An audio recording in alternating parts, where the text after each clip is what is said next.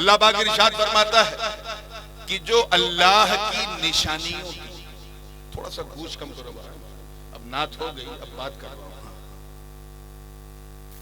जो अल्लाह की निशानियों की ताजीम करे, क्या करे, सम्मान करे, इज्जत करे, आदर करे, फ़इन्नहा मिन तक़वल क़ुलूब, तो समझ जाओ कि वो कोई मामूली बंदा नहीं, बल्कि ये निशानियां जो है वो दिलों का तक़वा है।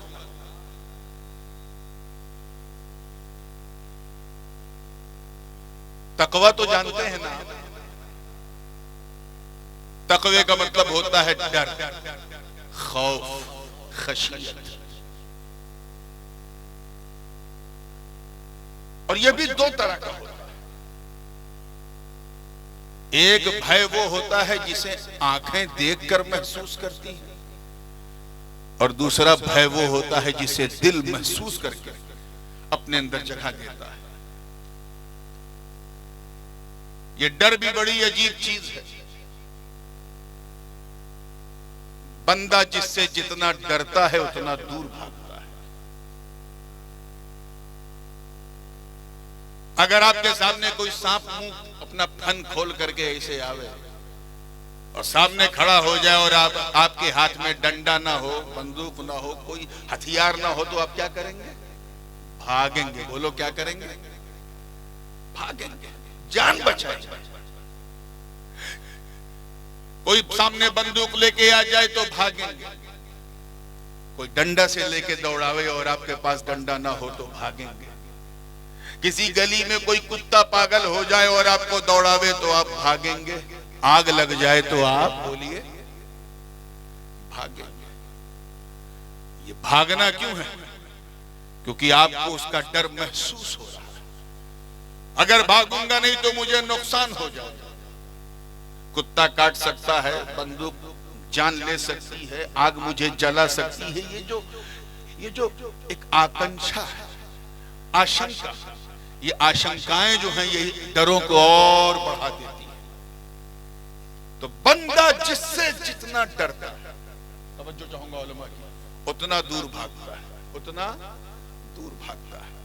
लेकिन सिर्फ अल्लाह का डर मेरे दोस्तों, सिर्फ अल्लाह का डर इतना अनमोल, इतना लाजवाब, इतना बेमिसाल, इतना वर्थी और इतना बहुमूल्य होता कि बंदा जितना अल्लाह से डरता जाता है उतना अल्लाह के करीब होता है। तो if you want to get closer to almighty Allah, अगर अल्लाह के करीब होना है तो सबसे शॉर्टेस्ट वे ये है कि अल्लाह से डरना शुरू करो। Try to have a fear of Allah, और इसी को तकवा कहते हैं। क्या कहते हैं? जोर से बोलो।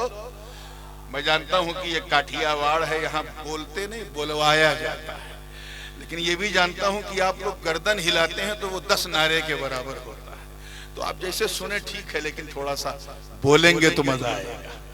तवज्जो है ना आप लोगों की? बंदा जितना अल्लाह से डरता जाता है उतना करीब होता जाता है। तो अल्लाह से उसके करीब होना है तो उससे डरना शुरू करो। एक बात तो अच्छा, एक कदम और आगे बढ़ता हूं। बात जंगल की चली थी तो सुनिए। हजरत ख्वाजा उवैस करनी का तो नाम सुना है ना, रज़ी अल्लाह ताला, सैयदुत ताबईन। बिन देखे ये आलम था उवैस करनी का, सरकार की सुन सुन के खबर झूम रहे हैं। जंगल में इबादत कर रहे हैं, उनकी बकरियां सुकून से घास चर रही, और एक भेड़िया गर्दन घुमा घुमा के उनकी बकरियों की रक्षा कर रहा है। भेड़िया समझे? लकड़बग्घा भेड़िया, अंग्रेजी में हाइएना कहते हैं। हाइएना, बात समझ में आई ना? बड़ा खतरनाक दरिंदा होता है। शेर होता तो मैं यकीन कर लेता, क्योंकि शेर जितना खतरनाक होता है उतना ही गैरतमंद और खुददार भी होता है। अगर शेर को तुम कायदे से खिला पिला दो और पेट भर के शेर खा ले तो तुम उसके सामने से गुजर जाओ, वो मुंह भी नहीं लगाएगा। If you fed the lion properly, you can walk with the lion. आप उसके साथ टहल घूम सकते हो, और ये मैं सुनी सुनाई बात नहीं कर रहा हूं, मुझे जाती तजर्बा है। जब मैं अफ्रीका के जंगलों की तरफ गया तो एक तजर्बा ये भी मैंने कर लिया कि चलो शेर को खिला के चलते हैं, देखें शेर किस ख्याल में चलता है। तो 5 मिनट तक उसके साथ चला और महसूस हुआ कि ये जब तक पेट भरा है कुछ नहीं करेगा। ये और बात है कि साथ चलने के लिए सीने में भी शेर दिल चाहिए, ये सबके बस का रोग नहीं है।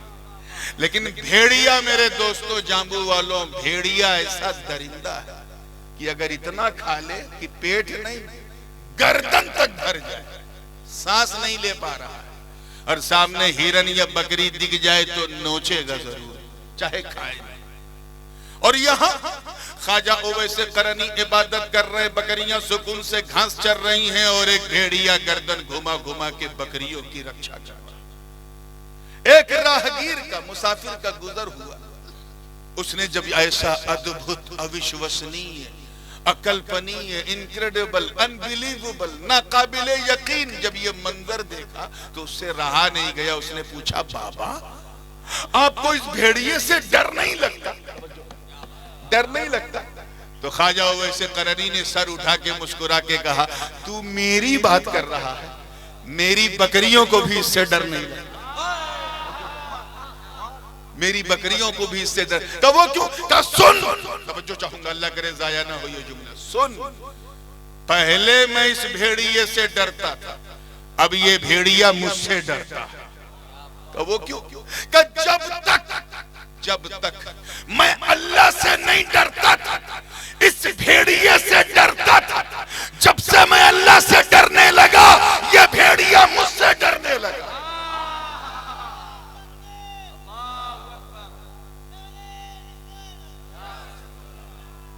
इसलिए मेरे दोस्तों, अगर तुम चाहते हो कि हमारे समाज में छुपे हुए भेड़िए, समाज में छुपे हुए असामाजिक तत्व अगर हमसे डरे, कपकपाएं, थरथराएं, अगर तुम ये चाहते हो कि हमारी एकता और अखंडता को बर्बाद करने वाली ये तागूती ताकतें हमारे तसव्वुर से कपकपाएं, अगर तुम कुफ्र के ताबूत पर आखिरी कील ठोक कर उस पर तौहीद का झंडा बुलंद करना चाहते हो, तो तुम्हें कोई गैर कानूनी काम करने की जरूरत नहीं, तुम्हें कोई अनैतिक कार्य करने की जरूरत नहीं, तुम्हें कोई अन इस्लामिक संगठन में जाने की जरूरत नहीं।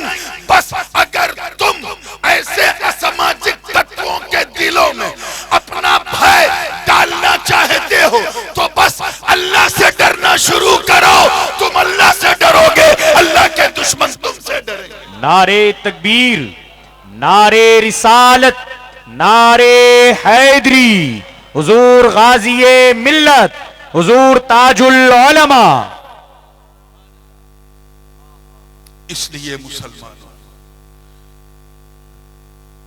खौफ को ऐसा वैसा न समझो, ये तकवा बहुत अनमोल चीज है, बड़ी बेमिसाल चीज है, बड़ी लाजवाब चीज है।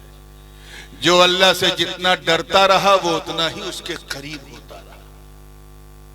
आज हम सब अल्लाह वालों की बारगाह में इतने मुअद्दब क्यों होते हैं, इतना डरते क्यों हैं? कहीं कोई बेदबी ना हो जाए, कहीं कोई गुस्ताखी ना हो जाए, जाने अनजाने में कहीं कुछ गड़बड़ ना हो जाए, ये डर क्यों है? क्योंकि इन्होंने हमें अल्लाह से डरना दिखाया भी है, सिखाया भी। तो ये तो हो गया वो डर जो हिस्सी है, जिसको हम देख के महसूस करते हैं, और एक डर होता है जो दिल वाला, जिसको सूफिया किराम कहते हैं कि ये वो डर है जो दिल से कनेक्ट है और इसका ताल्लुक सम्मान से है, अदब से। यानी बंदा जितना अल्लाह वालों की बारगाह में मुअद्दब होगा वो उतनी जल्दी अल्लाह के करीब हो जाएगा, उसका दिल मुत्तकी हो जाएगा, दिलों का तकवा उसे हासिल होगा। यहां सिर्फ निशानियों की बात की गई है मेरे दोस्तों, कि जो अल्लाह की निशानियों की ताज़ीम करे उसका दिल अल्लाह ने तकवे के लिए चुन लिया है। तो आओ देखें कुछ निशानियां जो कुरान ने बताई हैं। उसके सहारे कुछ आगे बढ़ते हैं और इंशाअल्लाह जैसा आप सुनते रहेंगे वैसे ही मैं सुनाता रहूं।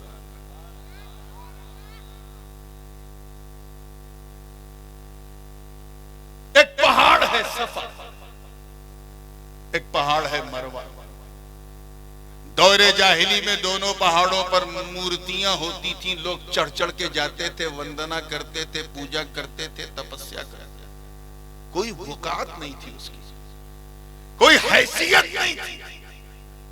मगर एक दिन ऐसा क्या हुआ कि हजरत इस्माइल को प्यास लगी और उनकी माँ जनाबे हाजरा कभी सफा से मरवा, कभी मरवा से सफा, सफा से मरवा, मरवा से सफा, 7 चक्कर, कितने चक्कर जोर से बोलो, ऐसा लगाया।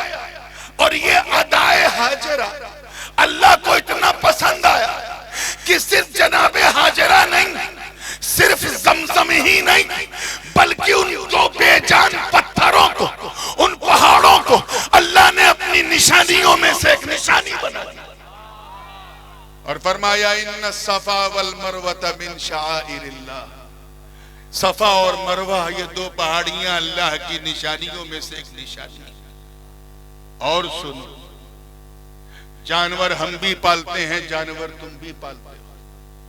और यहां तो मैंने सुना है कि लोग अगले साल बकरीद में क्या कटेगा उसी पहली बकरीद से पालने लगते हैं, साल भर उसे पालते हैं, खिलाते हैं और बड़ी शान से उसे रखते हैं, क्योंकि ये कुर्बानी का जानवर है। किसका? क्या जानवर अगर कुर्बानी का हो जाए तो इतना जरूर कह सकते हैं कि ये बहुत अहम जानवर है, क्योंकि ये हजरत इब्राहीम और हजरत इस्माइल की याद में इसे ज़बह किया जा रहा है। मगर अल्लाह की शान देखो, हजरत इस्माइल जब मर्जी मौला के सामने अपनी गर्दन झुकाई और जनाबे इब्राहीम ने जब खंजर चलाया और बवास्ते नूरे मुस्तफा अल्लाह ने गर्दन इस्माइल को बचा लिया, नूरे मोहम्मदी के लिए इस्माइल को बचा लिया और एक मेंढे को, एक दुम्बे को, एक भेड़ को कुर्बान कर दिया। तो ये कुर्बान होना उस भेड़ का अल्लाह को इतना पसंद आया कि उस जानवर को जानवर रहने न दिया, बल्कि फरमाया वलबुदन जालनाहा लकुम मिन शाइरिल्लाह। अल्लाह ने कुर्बानी के इस जानवर को अपनी निशानी बना लिया। और बहुत सारी मिसाल है, एक मिसाल मैं और दे देता हूँ। ये मेरे वालिद साहब का मुझ पे बहुत बड़ा एहसान है और मैं कोशिश करूंगा कि मेरे बच्चों तक भी ये एहसान मुंतकिल हो कि उन्होंने मुझे हाफिज कुरान बनाया। उस वक्त तो मैं समझता था कि मैं तरावी पढ़ाने के लिए हाफिज बन रहा हूँ, अब महसूस होता है ये कितना अहम था। एक और निशानी सुनिए, दकियानूस बादशाह का नाम सुना है ना आपने? हाँ, चाचा कुछ बोले पीछे से। दकियानूस एक ऐसा बादशाह कि उसकी दकियानूसी सोच से प्रेरित होकर लोगों ने ऐसी सोच ही को दकियानूसी सोच कहना शुरू कर दिया। रुद्रवाड़ी सोच, बड़ी बैकवर्ड सोच। रोमन एम्पायर के जमाने का वो किंग था और उसका जो दारुल हुकूमत था वो आज का जो मौजूदा अम्मान का जो कैपिटल है, जॉर्डन का जो कैपिटल है अम्मान, वो शहर जो है वो उसका कैपिटल है। बड़ा जालिमो जाबिर बादशाह था, सितारों की पूजा करता था, सितारों की, और जो उसकी बात ना माने उसे साइड लाइन कर देता। अपने ही गुरु को मार्गदर्शक बना के साइड में कर दिया और खुद उसकी कुर्सी पे बैठ गया। ऐसा बादशाह। गुरु के जमाने में जो रोमन अंपायर का सिक्का चलता था चांदी का, उसे डिमोनिटाइज करके अपने नाम का सिक्का उसने चलाया। ऐसा जालिम बादशाह। नोटबंदी कर दिया उसने। अब मैं चाह रहा था कि मैं टच करूं और आप बैठे बैठे हज कर लें, अब तो खिचड़ी हो गई पूरी।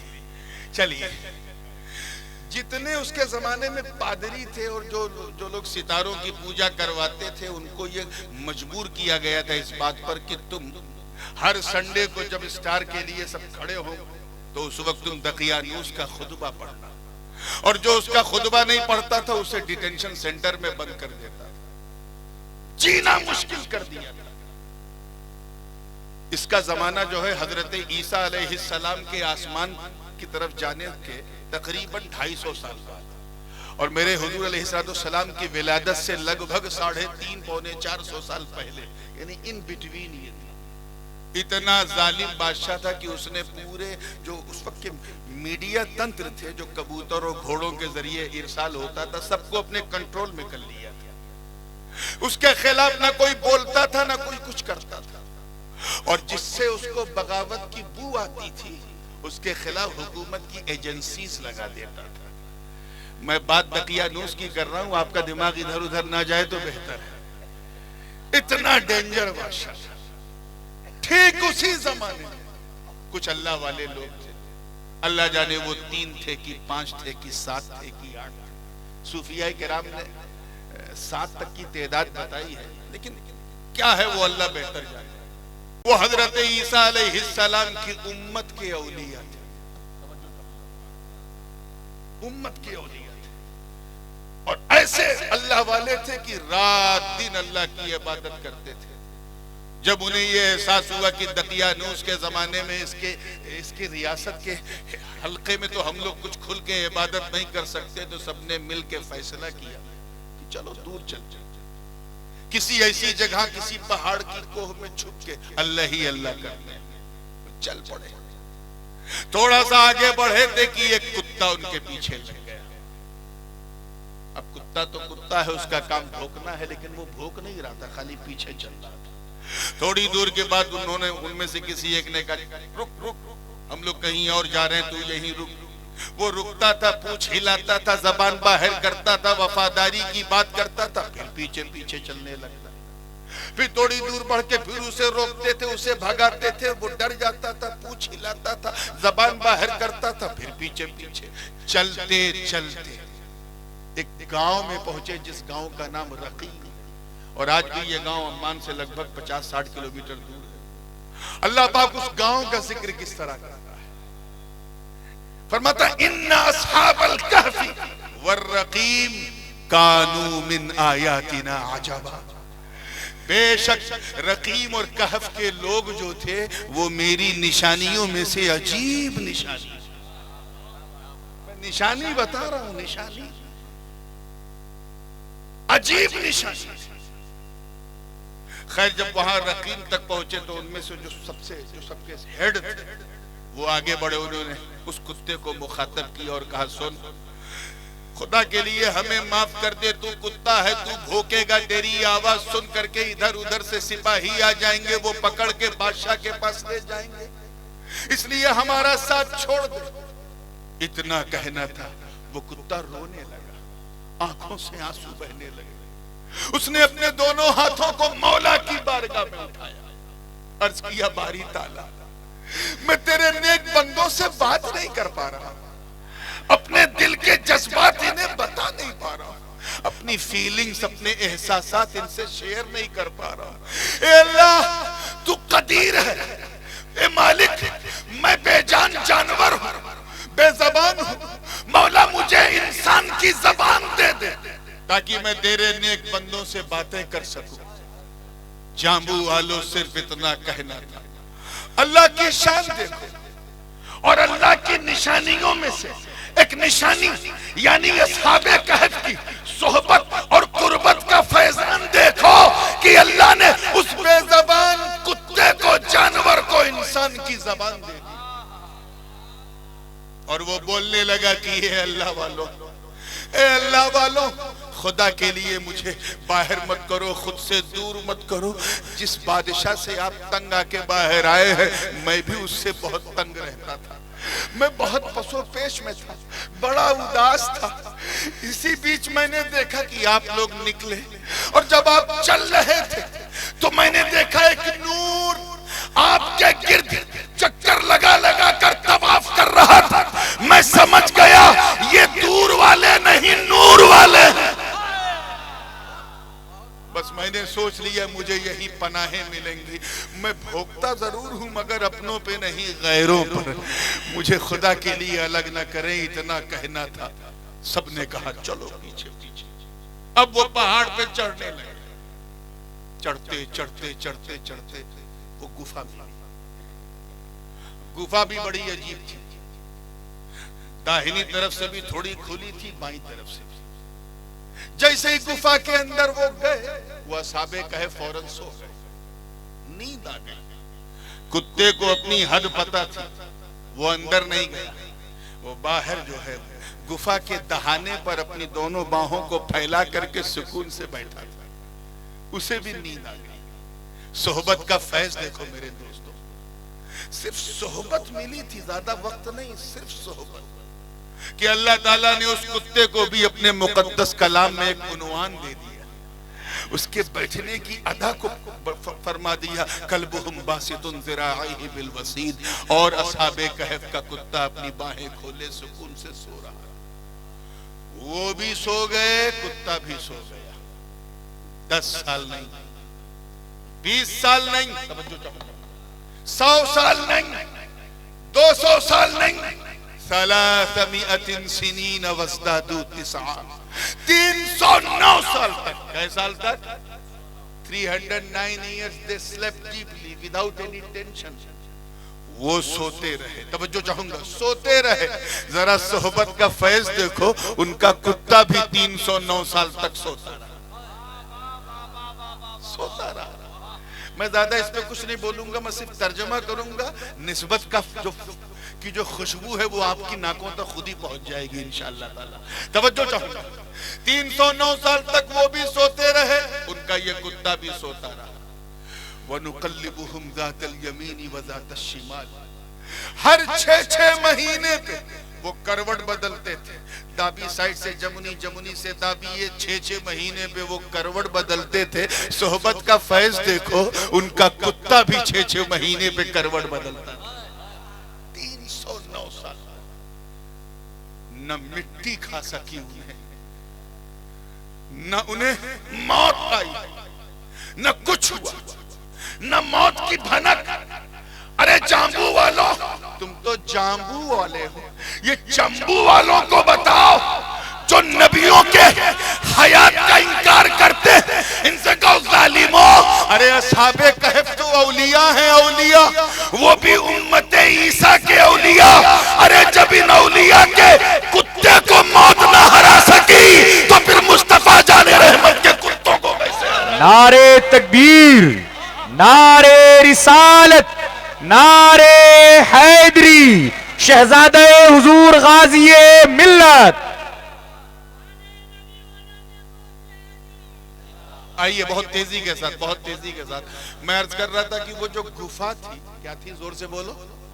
वो गुफा, वो दाहिने से भी थोड़ी खुली थी, जमुनी साइड से यानी पूरब से और पश्चिम से, दोनों तरफ से थोड़ी थोड़ी ओपन थी। इसीलिए जब सूरज निकलता था तो पूरब से किरणें उसकी छन छन के गुफा के अंदर, केव के अंदर आती थी, और जब वो डूबता था तो पश्चिम से छन छन के जो है किरणें अंदर आती थी। कहीं ऐसा ना हो, तवज्जो चाहूंगा, देखिए कितने लोग कैच कर रहे हैं, कहीं ऐसा ना हो कि ये सूरज की किरणें जो उगते और डूबते वक्त अंदर आती हैं, कहीं इतना उजाला ना पैदा कर दे कि इनकी इस रोशनी से मेरे नेक बंदों की कहीं आंख न खुल जाए, कहीं इनकी नींद में खलल ना आए। अल्लाह की शान देखो, अल्लाह ने उन औलिया के लिए निजाम फलकी को बदल दिया, सूरज की तस्खीर को चेंज कर दिया। चुनांचे कुरान की आयत पुकार उठी, व तरा शम्स इज़ा तलअत तज़ावरु अन कहफिहिम ज़ातल यमीन व इज़ा गरबत तक़रिदुहुम ज़ातश शिमाल व हुम फी फजवतिन मिन। अरे वो लेटे थे, सोए थे, जब सूरज पूरब से निकलता था तो किरणें अंदर ना आवे, अल्लाह उसे दाहिनी तरफ घुमा देता था, और जब डूबता था तो किरणें अंदर ना आवे, अल्लाह उसे बाईं तरफ घुमा देता था।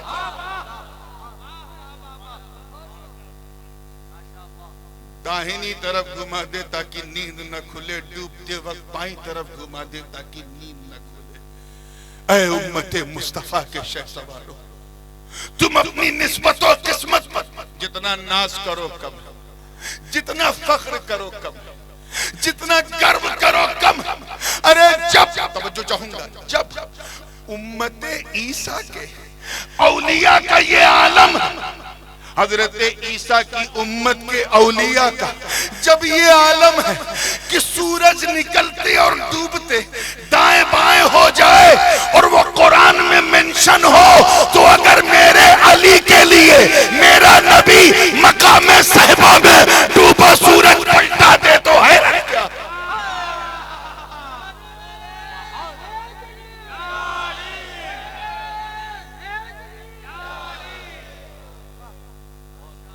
क्लियर हो रहा है ना? पूरी तवज्जो से देखिएगा। अच्छा एक बात बताइए, मैं ज्यादा तफसील में नहीं जाऊंगा क्योंकि मैं आज बहुत निस्बती मूड में बैठा हूँ और मैं भी बहुत एक्साइटेड हूँ क्योंकि आज एक अरसे के बाद हुजूर वाली साहब किबला ने फिर मोर्चा संभाला है। वो मैं देख रहा था पिछले कई दिनों से सोशल मीडिया पे चल रहा था, the lion is back, the tiger is back. Back तब कहा जाता है जब कोई पीछे जाए, पीछे गए कब थे? कल भी फ्रंट पे थे, आज भी फ्रंट पे हैं और इंशाअल्लाह हमेशा हमारे सामने रहेंगे। इसलिए मैं तफसील में नहीं जाऊंगा, बिल्कुल सिंपल सा सवाल आपसे कर रहा हूं। ये बताओ, आजकल तो आप देखते होंगे कुत्ता पालने का लोगों को शौक, ये पता नहीं कहां से ये मगरबी जहनियत हमारे मुल्क में भी इंपोर्ट हो गई, कुत्ता पालने का शौक।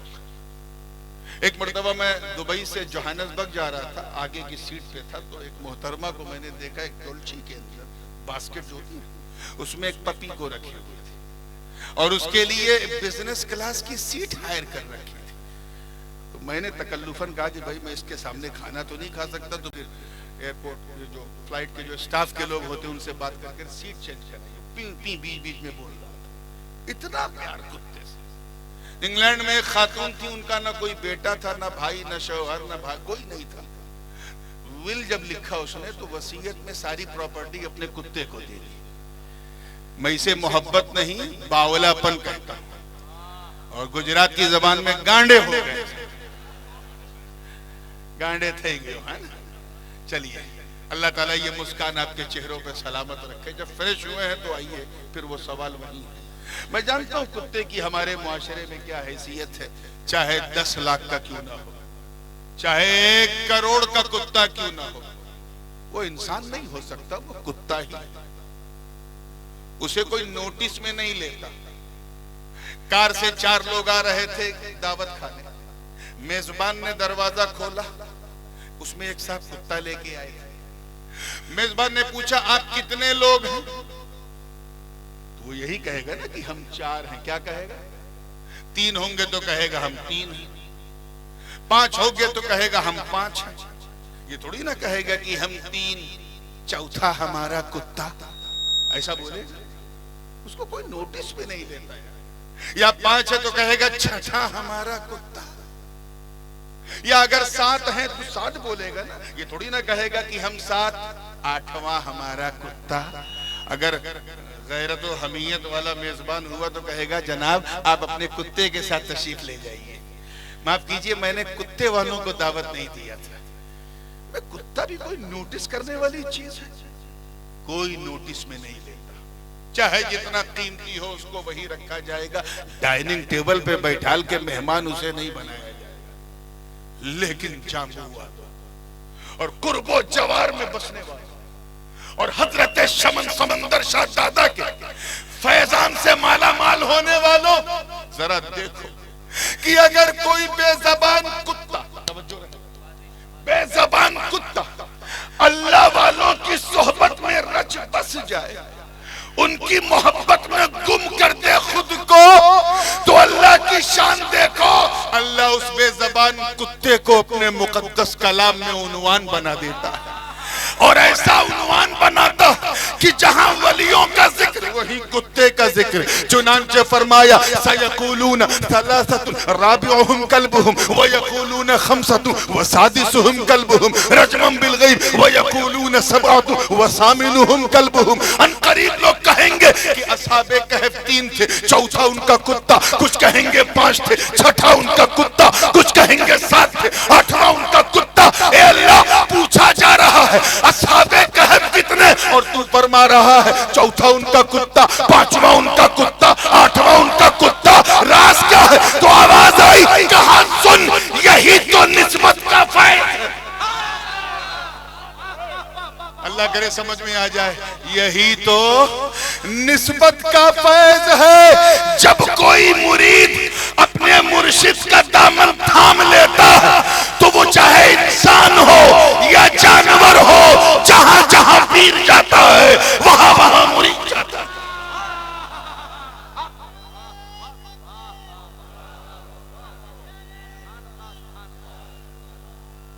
ये इतना इनक्रेडिबल और इतना अनबिलीवेबल वाकया है कि अल्लाह ताला ने खुद फरमाया, इन्ना अस्हाबल कहफी वर्रकीम कानू मिन आयातिना अजबा।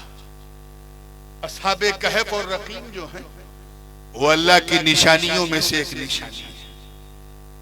अच्छा, हम लोग यहाँ बैठे हैं और सरकार समंदर शाह दादा रहमतुल्लाह अलैह आज दूल्हा बने हुए हैं। हम लोग बरकतों के अनवारों तजल्लियात की रिमझिम में झूम रहे हैं। कुछ लोग कहते हैं यार ये तुम लोग कुछ ज्यादा ही बात करते हो, दरगाह के आसपास बैठने से क्या बरकत मिलेगी। मैंने कहा सुन, इसको भी कुरान से कोट करता हूं। सुब्हानल्लज़ी यसरा बिअब्दिही लैलन मिनल मस्जिदिल हराम इलल मस्जिदिल अक़सा अल अक़सल्लज़ी बारकना हौलहु लिनुरियहु मिन आयातिना। आज मैं शबे मेराज में नहीं बोलने जा रहा हूं, वो कभी मौका रहा तो बोलूंगा। सिर्फ एक बात कह के खत्म करना, पाक है वो जात जो ले गई अपने बरगजीदा बंदे को रात के एक थोड़े से वक्फे पे मस्जिद हराम से मस्जिद अक्सा तक। आगे क्या है? उस मस्जिद अक्सा तक जिसके इर्द गिर्द आस पास हमने बरकतें ही बरकतें रखी। सफर क्या है? जैसे मैं कहूं कि मैं रात अहमदाबाद से जाम्बू आया और रात ही रात जाम्बू से अहमदाबाद लौट गया। अहमदाबाद मेरा स्टेशन था, वही डेस्टिनेशन था, वही लौट गया। बात बिल्कुल क्लियर। यहां सिर्फ ये नहीं कहा जा रहा, यहां ये भी कहा जा रहा है कि जहां तू जा रहा है उस जगह की हैसियत क्या है। जैसे मैं कहूं कि अहमदाबाद में मेरा जहां घर है जुहापुरा में, जुहापुरा के अगर तुम बाईं तरफ जाओ तो सरखेज है, दाहिनी तरफ जाओ तो इधर एमजी रोड आ जाएगी, वहीं पर जो है हजरत गंज अहमद खट्टू का आस्थाना भी है, फ्रंट की तरफ जाओ तो रॉयल नवाब कॉलोनी भी है। तो मैं पूरी लोकेशन कि मेरा घर वहां है जहां दाईं तरफ ये है, बाईं तरफ ये है, सामने ये है, पीछे ये है। पूरी लोकेशन कैसी है, लोकेलिटी कैसी है वो मैं बता रहा हूं। वही लोकेशन मेरा रब बता रहा। पाक है वो जात जो ले गई अपने बरगजीदा बंदे को रात ही रात मस्जिद हराम से मस्जिद अक्सा।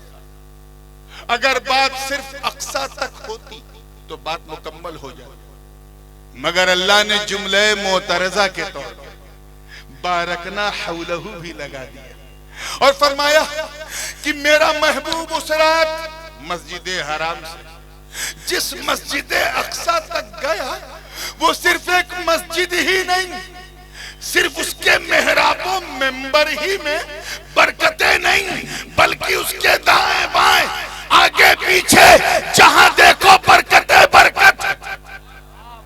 आगे भी बरकत है, पीछे भी बरकत है, दाएं भी बरकत है, बाएं भी बरकत है, सामने भी बरकत है, चारों तरफ इर्द गिर्द हमने बरकतें छोड़ रखी।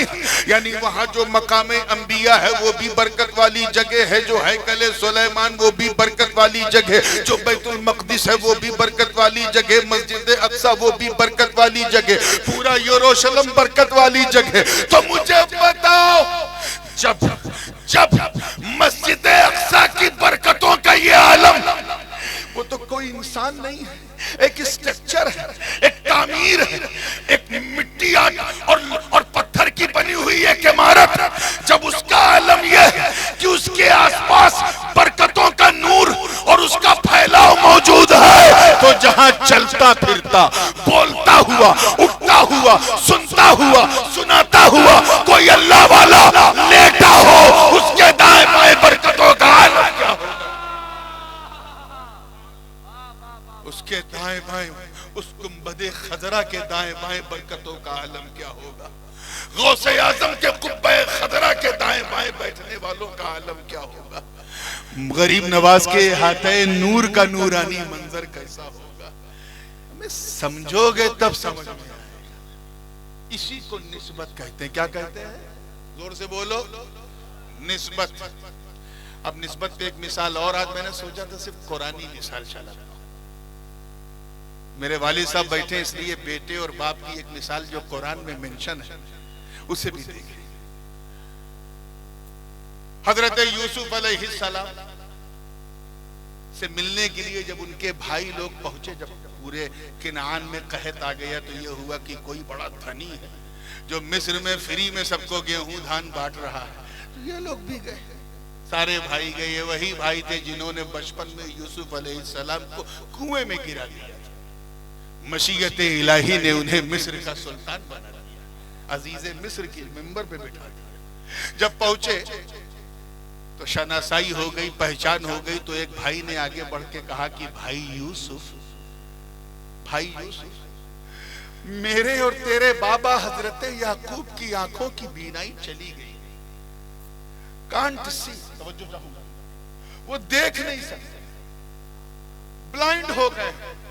अगर तुम जाओगे तो तुम्हें पहचानेंगे भी नहीं क्योंकि उनकी आंखों की रोशनी चली गई। एक खबर थी हजरत यूसुफ को मिली। हजरत यूसुफ एक झटका तो जरूर लगा, लेकिन फिर मुस्कुरा के अपना कुर्ता उतारा, अपनी कमीज उतारा और कहा मेरे भाइयों मैं तो अभी नहीं जा सकता, इज़हबू बिक़मीसी हाज़ा फ़अल्क़ूहु अला वजही अबी यअति बसीरा। ये कमीज मैं तुम्हें दे रहा हूं, उसको लेके जाओ और मेरे बाबा के चेहरे पे रख देना, मेरे वालिद के चेहरे पे रख देना, इंशाअल्लाह ताला बीनाई वापस आ जाएगी। चेहरे पे रखा, बीनाई वापस आ जाए। फलम्मा अन जाअल बशीर अलक़ाहु अला वजहिही फरतद्द बसीरा। कुरान की आयत पुकार कि जैसे ही वो लोग आए उन्होंने खुशखबरी दी और यूसुफ का कुर्ता चेहरे पे रख। अल्लाह जाने वो खुशबू की तासीर थी या रंगत की, हजरत याकूब की आंखों में रोशनी आ गई, बीनाई आ गई। कुर्ता सबका कपड़े का होता है, कपड़ा धागे से बनता है, धागा कपास से बनता है, और ये काठियावाड़ के गुजरातियों से ज्यादा कोई नहीं जानता इतनी कपास की खेती। उसी कपास से तेरा भी कुर्ता बना, उसी कपास से मेरा भी, उसी कपास से तेरा भी धागा बना, उसी कपास से मेरा भी, उसी कपास से तेरा भी तैयार हुआ, उसी कपास से उसी धागे से मेरा भी। मगर मेरा और तेरा कुर्ता और यूसुफ का कुर्ता और। यूसुफ यही तो दिखा रहा है कि कपड़े को नहीं देखा जाता, कपड़े वाले को देखा जाता। पहन के किसने दिया तो जरा देख निस्बत का फैस। ये नहीं अनमोल चीज है कि जब निस्बत, बेटे की निस्बत जब बाप को फायदा पहुंचा सकती है तो बाप की निस्बत बेटे को कितना फायदा पहुंचाएगी। इसलिए निस्बत से कभी पंगा मत लेना और निस्बत वालों से तो बिल्कुल मत लेना। अब last but not the least एक और कुरानी मिसाल निस्बत की देके मैं अपनी गुफ्तगू को खत्म करूंगा। बिल्कुल तैयार है ना आप लोग? हजरत ज़करिया अलैहिस्सलाम, ये बात इसलिए कह रहा हूं कि लोग कहते हैं ये तो तुमने नबियों की मिसाल दी, जरा वली की मिसाल दो। मैंने कहा हजरत ज़करिया अलैहिस्सलाम मेहराबे मरियम तैयार करते हैं अपनी मरियम के लिए। क्यों? क्योंकि अल्लाह ताला ने जनाबे मरियम को हजरत ज़करिया की कफालत में रख दिया। वकफ़लहा ज़करिया, एक छोटी सी मेहराब जो माबद था, माबद दाऊद जिसे कहते थे, उसी के पिछवाड़े मिट्टी की टीले पे जनाबे मरियम के लिए एक हुजरा बनाया जिसको कुरान ने कहा मेहराबे मरियम। क्या? और अगर हिंदुस्तानी जबान में कहा जाए तो खानकाहे मरियम। और कहा मरियम तुझे यहीं रहना, न तेरे पास कोई आएगा न तेरे पास कोई जाएगा, तुझे कोई भी जरूरत होगी तो मैं तेरी जरूरत पूरी करूंगा। चुनांचे वो आते जाते रहते। अल्लाह पाक ने फरमाया कुल्लमा दखल अलैहि ज़करिया अल-मिहराब वजद इंदहा रिज़्क़ा। जब जब हजरत जकरिया खानकाहे मरियम में जाते थे तो बेमौसम फल पाते थे। क्या पाते? अच्छा, ये जब और जब का फर्क जानते हो ना? जैसे मैं कहूं जब मैं जाम्बू आया था तो मैंने ये झाड़ यहां पाया था, इसका मतलब एक बार आया। और अगर मैं कहूं जब जब मैं जाम्बू आता हूं ये झाड़ यहां पाता हूं, इसका मतलब ये एक बार आने की बात नहीं हो रही, अनेक बार आने की बात हो रही। वही फर्क अरबी जबान में इंदमा कहा तो जब, हीनमा कहा तो जब, इंदमा कहा तो जब, लम्मा कहा तब भी जब, लेकिन अगर कुल्लमा कहा तो जब नहीं, जब जब, व्हेन एवर, जब जब, यानी ये घटना एक बार नहीं घटी, अल्लाह जाने कई बार घटी। जब जब जाते हजरत जकरिया खानकाहे मरियम में तो बेमौसम फल पाते थे। बेमौसम फल समझे? अभी कैरी का सीजन है, बोलो मुंह को तो बोलो यार, कैरी नहीं। इस मौसम में अगर आपको कोई बनारस का लंगड़ा या पंजाब का चौसा या लखनऊ का दशहरी या रत्नागिरी का आपूस या जूनागढ़ का कैसर अगर पीला पीला आपके सामने रख दे, क्या हाल होगा आपका? मैं समझता हूं देख के आपके मुंह में इतना पानी आ जाएगा जितना उस आम में नहीं। क्यों? क्योंकि बेमौसम, और जो चीज बेमौसम होती है बड़ी कीमती होती है। आजकल आलू सस्ता होगा, लेकिन यही आलू जून तक पहुंचते पहुंचते गरीबों का खून चूस लेता है। क्यों? क्योंकि बेमौसम है। तो जो चीज बेमौसम होती है बड़ी कीमती होती है, बहुमूल्य होती है। बेमौसम पकवान देखा, बेमौसम फलों को देखा, एक बार देखा, दो बार देखा, अल्लाह जाने कितनी बार देखा। एक दिन रहा नहीं गया तो पूछा, तवज्जो, अल्लाह करे जुमला जाया ना, पूछा, ऐ मरियम तेरे पास कोई आता नहीं, तू बाहर कहीं जाती नहीं, ये बता अन्ना लकी हादा, तुझे ये बेमौसम फल मिलता कहां से, कौन देता है? तो ऐ जाबू वालो, अज़मते शाने मरियम देखो, सर उठाती है, मुस्कुराती है, अर्ज करती है, ए अल्लाह के नबी ज़करिया, आपकी मरियम को ये बेमौसम फल कोई बंदा नहीं बल्कि बंदों का खुदा देता। क़ालत हुवा मिन इंदिल्लाह इन्नल्लाह यर्ज़ुक़ु मन यशाउ बिग़ैरि हिसाब, और अल्लाह जिसे देता है रिस्क देता है, बेहिसाब देता है। इतना सुनना था, हजरत ज़करिया समझ गए। आप समझे कि नहीं? बोलिए। वो समझ गए कि मरियम कोई मामूली बच्ची नहीं, वो समझ गई कि ये साधारण नहीं असाधारण, वो समझ गई ऑर्डिनरी नहीं एक्स्ट्राऑर्डिनरी, ये तो अल्लाह की महबूब बंदी है। वो समझ गए कि मरियम कोई मामूली चीज नहीं, मामूली शख्सियत नहीं, अल्लाह को अजीज है, महबूब है। वो ये भी समझ गए कि ये खानकाहे मरियम भी कोई मामूली जगह नहीं, ये मेहराबे मरियम भी कोई मामूली जगह नहीं। एक नजर उन बेमौसम फलों पर, तवज्जो देखिए कितने लोग इसको, इस कैफियत को महसूस कर रहे हैं। एक नजर उन बेमौसम फलों पर, एक नजर दरब मेहराबे मरियम पर, एक नजर रुखसारे मरियम पर।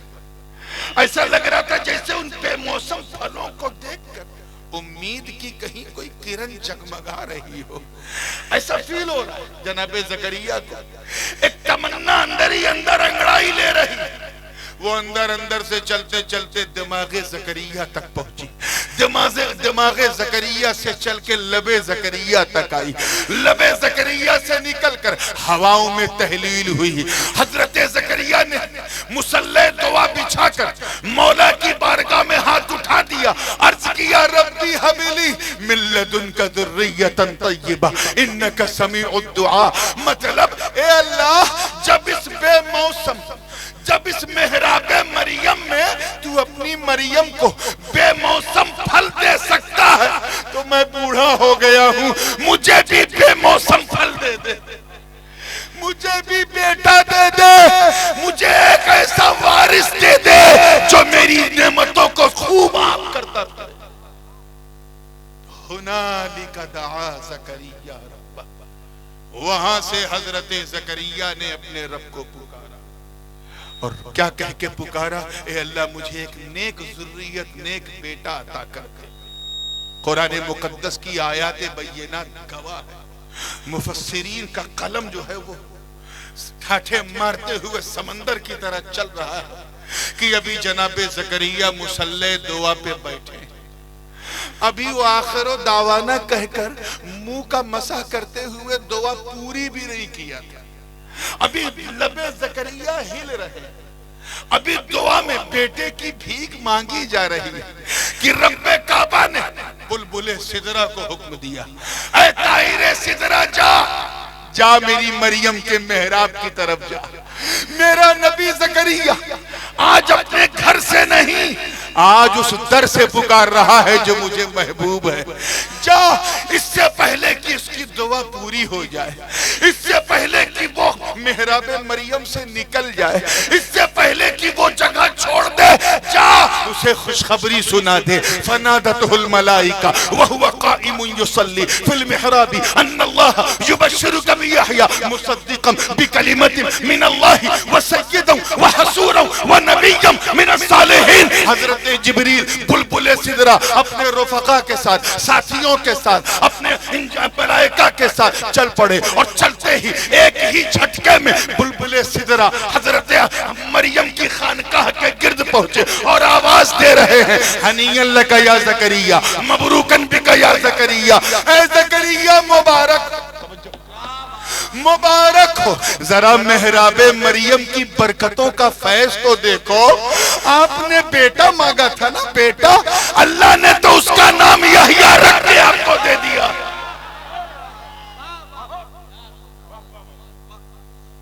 अल्लाह ने तो उसका नाम यहया रख के आपको दे दिया है।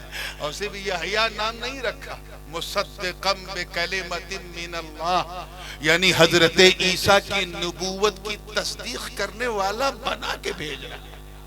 और सिर्फ मुसद्दिक ही नहीं, सय्यदा, सरदार बनाकर, हसूरा, मुजर्रद, यानी जैसे हजरत ईसा शादी नहीं करेंगे, उनका ये वजीर यहया भी शादी नहीं करेगा।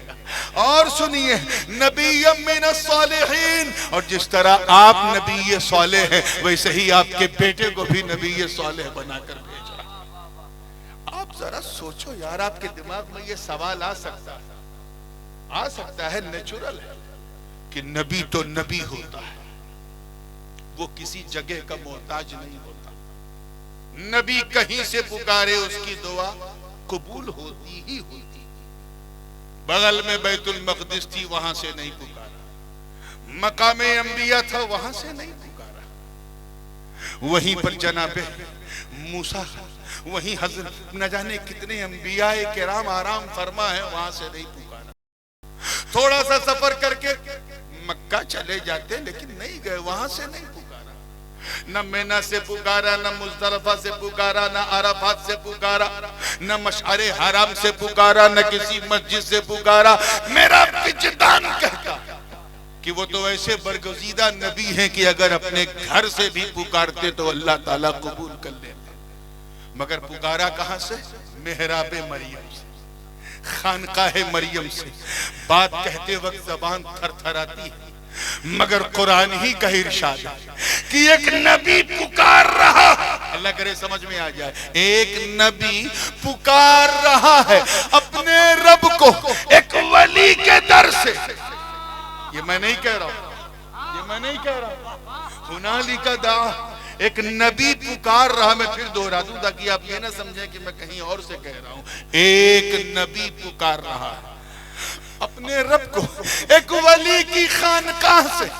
अरे सुन्नियों, मौका मिले तो इन जाहिल जमातियों को समझाओ जो पुकारने को बिदअत कहते हैं पुकारो, लेकिन अजमेर से न पुकारो, बगदाद से न पुकारो, कलियर से न पुकारो, कि चौचे से न पुकारो। इनके वकूफों से कहो कि जब एक नबी वली के दर से पुकार सकता है तो फिर अगर हम गुलाम गौसे आजम के दर से पुकारे तो हैरत क्या।